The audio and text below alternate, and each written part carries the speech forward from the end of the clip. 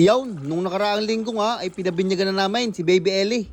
At sa bidyong aray, ibabahagi ko lang sa inyo ang kaunting kaganapan nung araw na iyon. Ari nga pala mga inihanda namin pagkain. Mamaya na lang natin isa-isahin.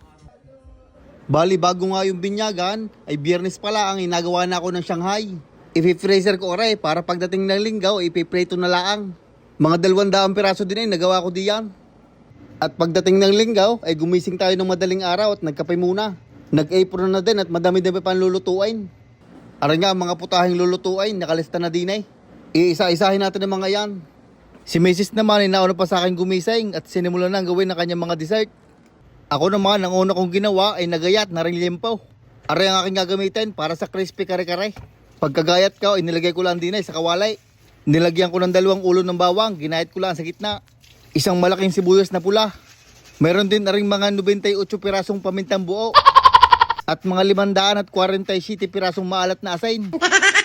Meron din na ring patis, ibilangan nyo na lang kung ilang taktak. 4 na pirasong tanglad, binalay ko lang sa gitna. Isang nor pork cube para malasa. Pagkatapos, isasalang ko na aray din sa kalan. At akin naman na ring tutubigan. Hanggang medyo pumantay laan sa karne. Dapat din itulyasi at napakadami. Ay arila nga mayroon ay kaya pagtsatsagaan na. Pakukulang ko lang aray ng kulang-kulang 1 oras.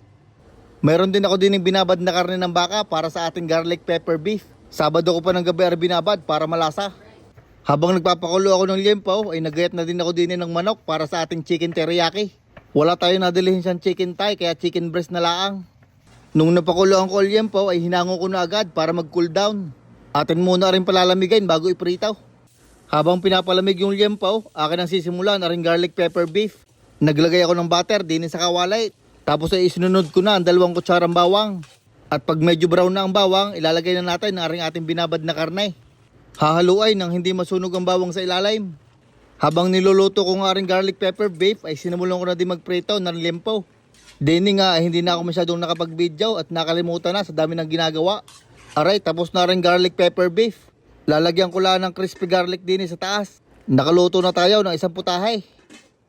Ang sunod ko namang niluto ay aring pansit. Nagsangkot siya lang ako ng kaunting liempo. Naglagay ng bawang at sibuyas pagkatapos aring mga gulay. Repolyo, carrots at saka green beans laang.